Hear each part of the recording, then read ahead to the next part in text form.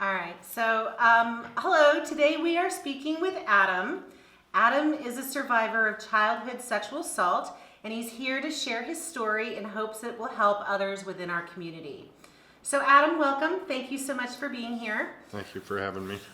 Can you talk a little bit about what life was like growing up for you prior to your abuse?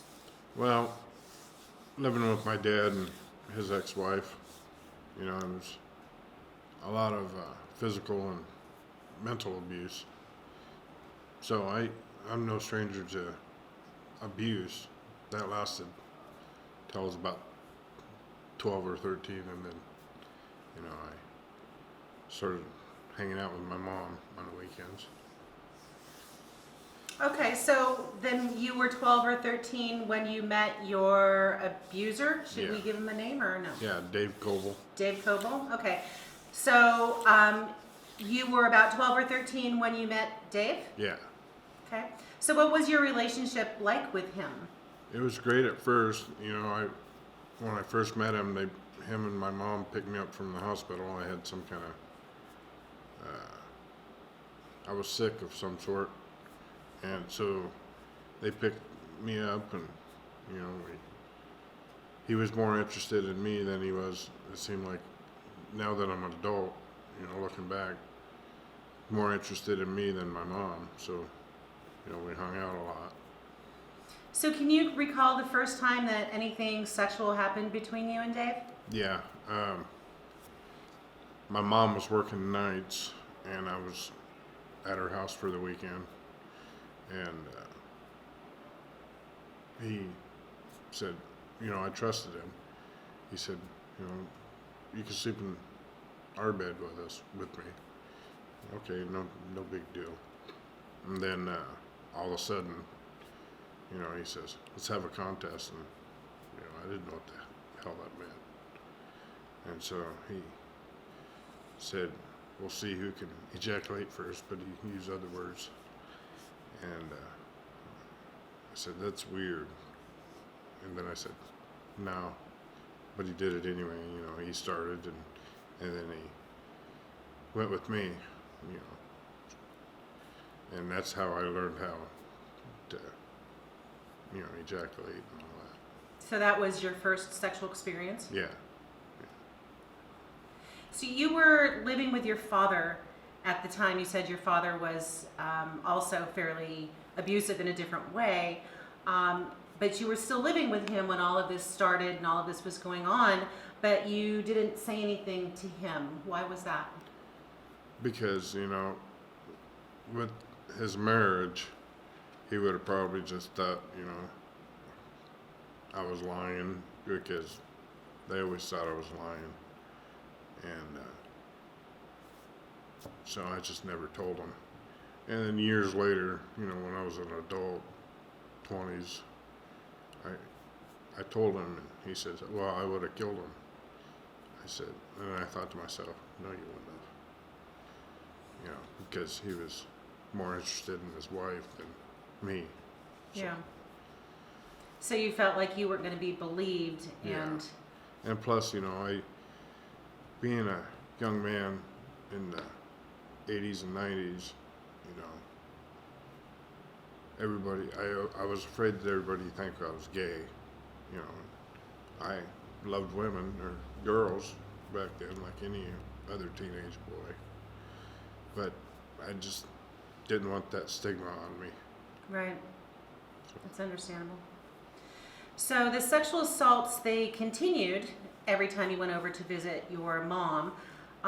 So at the time that you were growing up, you were still pretty young. How were you dealing with how the abuse made you feel, and how it made you feel about others? Blah. Shall I start that again? Yeah. Okay. So you were living with your dad, and the sexual assaults were continuing every time that you would visit your mom's house. Can you tell me how it was that you were dealing with the abuse, and how it was making you feel about yourself or about other people? Well, I was angry a lot, and there'd be times where if I didn't get my way or something, I would scream and cuss at Dave, disrespect my mom, or, it's just, I smoked a lot of pot, and I drank a lot, and I was only 13, 14, 15, and I started smoking cigarettes. I never did any hard drugs, but, I smoked a lot of pot, so.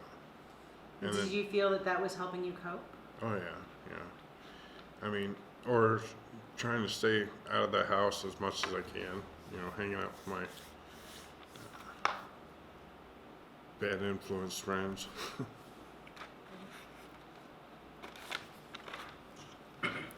So at some point, you moved out of your dad's house. Mm-hmm. You moved into your mom's house, knowing that Dave was still there, but chose to live with her anyway.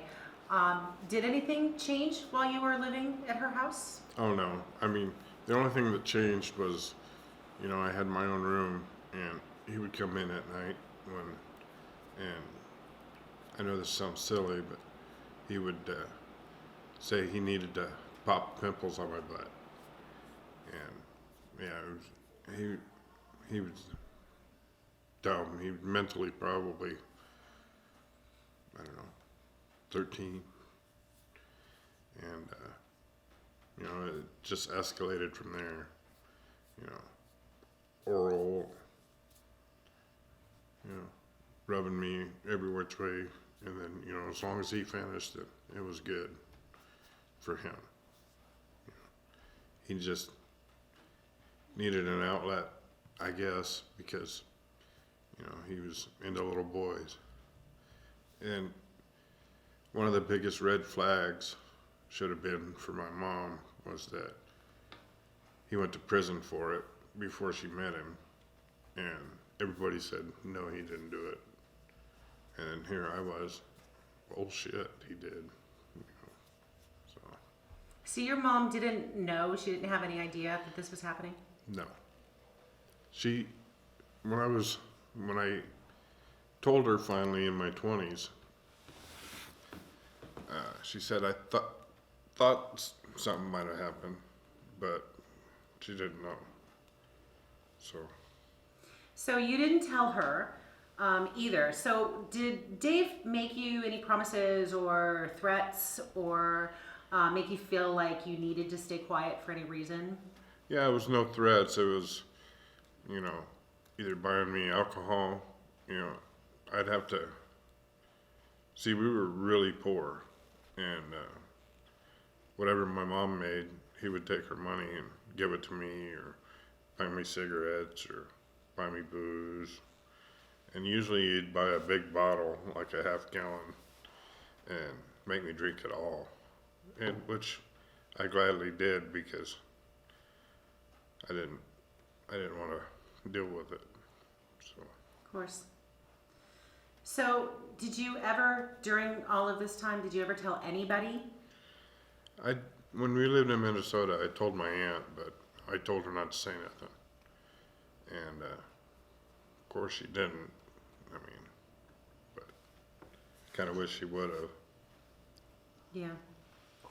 So when you look at this cycle of abuse, the things that had actually happened and things that led up, you mentioned that Dave would come into your room and say that he needed to basically get his hands on you. Do you see, now looking back on it, any sort of grooming process that he used with you? Yeah, he would start off like with a massage, and I always thought that was weird. But and then all of a sudden he would go into the sexual stuff. I mean, he never. Well, I'm trying to think of how he would have groomed me. I think basically it was, he found a woman with a naive kid, and he tried this with my brother, but my brother wouldn't. He left immediately when he'd go to my mom's. He would hardly go to my mom's. because of that. But I was more not naive than my brother, so here I am. You're also younger Yeah, and didn't have the same opportunities. yeah. Okay. So, when did the assaults stop? When I was about 17, uh, he wouldn't work. We were living in Minnesota at the time, and my mom told him, "Get out. I want a divorce." Blah blah blah. And so he left. He went back to Oregon, and I never talked to him since. So you experienced a lot of trauma throughout your years from father figures, your own father, and then this man who's your stepfather. How did this affect you as an adult? Made me angry. I mean, you know, mine and my dad's relationship, I talk to him every once in a while, but he's trying his hardest to, the best way he can to, try to be in my life more. But I know I shouldn't hold on to it all, but it, I just don't understand what he was thinking. Choosing his wife over me. I would say me because, he chose my brother and his stepkids over me. And I don't know what I did wrong. He's told me that I was an accident. And, I should have been a girl. Because I think he has some sexual tendencies against little girls. So I've never ever, I've got an 18-year-old daughter, and I've never ever let him alone with her. I mean, he's come to family functions and stuff, but I never left her alone with him. And, of course, she knows everything that happened now because she wrote my story. Must have been hard sharing that with her. Yeah, it was. We haven't really talked about it, but I said there's some effed up stuff in there, so if you need to stop and not do it, that's fine. I understand. Did that help your relationship, or did it help you in any way by sharing? Yeah. That's why I wanted to do this, I know there's a lot of young boys out there that, are going to grow up in a shitty life if they don't get out of it. One of the biggest red flags there is, to the mothers and stuff out there, if you're dating somebody and they're more interested in your kid than, they want to do extra things with your kid without you, it's just the beginning of the relationship. That's probably a red flag, because that's how they prey on them. This is my belief, but I just want it all to end, growing up, it was a pretty hard life, and now that I'm in my 40s, life is pretty good. So, and I just want to tell the young men and young ladies that there's hope. Tell somebody right away. So there was a point where Dave was actually caught. Mm-hmm. And yes. He was caught abusing another child, is that correct? Absolutely. Can you tell us about that, and what was your involvement in that? Well, I just moved to Corvallis with my ex-wife, and I got a phone call from, I can't remember who I got a phone call from, saying that he's going back to prison. He's in jail. And I think it was my mom that called me. And then that's when I told everybody. And so I called the DA on the case. And then I called the kid's parents. I met up with the parents. And when I met up with the parents, the kid's father was also named Dave. And they were all sitting watching movies, and Dave and Dave were pretty good friends, and he was good friends with the family. And so they were watching a movie, and two of his sons were on Dave Coble's lap, and they said that he had his hands down their pants, and their dad saw that and said, "Come over here right away." So they went to their dad, and he proceeded to get up and beat the crap out of Dave Coble. And the only thing stopping him from killing him was he didn't want his kids to see all the blood. And so he beat the holy crap out of him and kicked him out of his house. And Dave K., being as stupid as he is, they were supposed to do a mechanic project the next day. He says, "Well, what about the job tomorrow?" I mean, like, you know, rubbing these kids is not bad enough. You have to ask a stupid question. And so he hit him again and called the cops, and he got arrested. So the next day I called the DA. I said, "Is there anything I can do to," because it was a Measure 11 thing. He was in there for mandatory 7 years, and so is there anything I can do to get him in there longer? Because I'm a victim. He says, "No." Excuse me. She said statute of limitations have run out, by 10 years or whatever. And I said, "Okay." But she said, what I can do is say that another victim came forward. And so that's what seals his fate.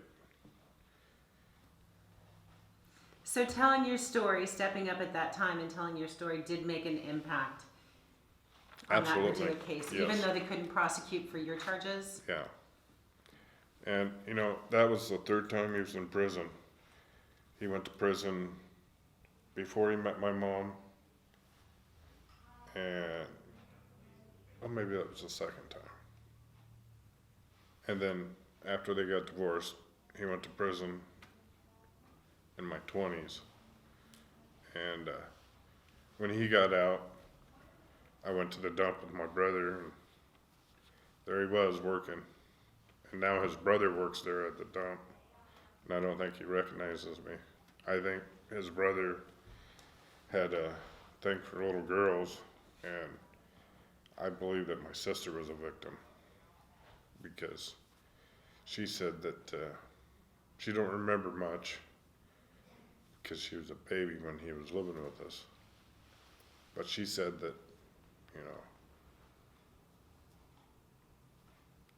her whole life she thought that a penis reminded her of a yield sign. I don't, that's probably what she was thinking when she was a baby. Mm-hmm. And I said, "Do you remember Ken?" That was his name. "Ken ever touching you?" She said, "No." But years later, my mom and sister moved back from Minnesota to Oregon, and we were living with my grandparents. And her dad came and was going to take her to his family's to see her and all that. She hit it on her table and wet herself. She was 7. And we had no idea. And I told everybody, my grandparents, my mom, I said, "Don't let him take her."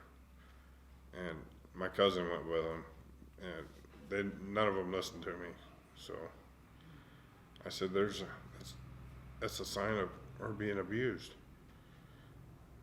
But nobody listened to me. Nobody ever listens to me. We're listening now. Oh yeah, I appreciate it. So you're married, you've got kids of your own. Mm-hmm. You seem to be doing pretty well for yourself. What helped with your healing process? Tell us what you're doing now. Talking about it and doing this video is helping me a lot. I'm trying to look at life more positively, and just when I saw your guys' website on Facebook, I just thought, I'd like to do my part and help. If I can help one young man, feel that he's not the only one and that there is hope, then I've done my life's work. We certainly appreciate you contacting us and telling your story, sharing it with everybody. I know it's a really hard thing to do. I think you did a fantastic job. Is there anything further that you would like to say, maybe to someone who's watching? Well, to the young men and young ladies that this has happened to, there is hope, and absolutely, if you need anything, day or night, get a hold of them. The Douglas County Human Trafficking Task Force, and they'll get a hold of me. And if you need to talk or just hang out, or I'm a good listener, and I can give you some advice. And we'll get them help. Yeah, absolutely. And like I said, it's no bother to contact me at all. I'm available 24/7. And that's what I like to do. Is if there's anybody out there that needs help, I've got a friend that I used to work with that her little 15-year-old sister was trafficked, and they took her down to California, and now the guy was caught and she's brought back. She's going through healing right now, and I don't know her, but I'll check up on her every so often. I'll talk to her sister and check up on her and make sure she's doing okay, if she needs anything. But I appreciate everybody listening and watching. Thank you so much, Adam, for being here. I really appreciate it. Absolutely, it's my pleasure.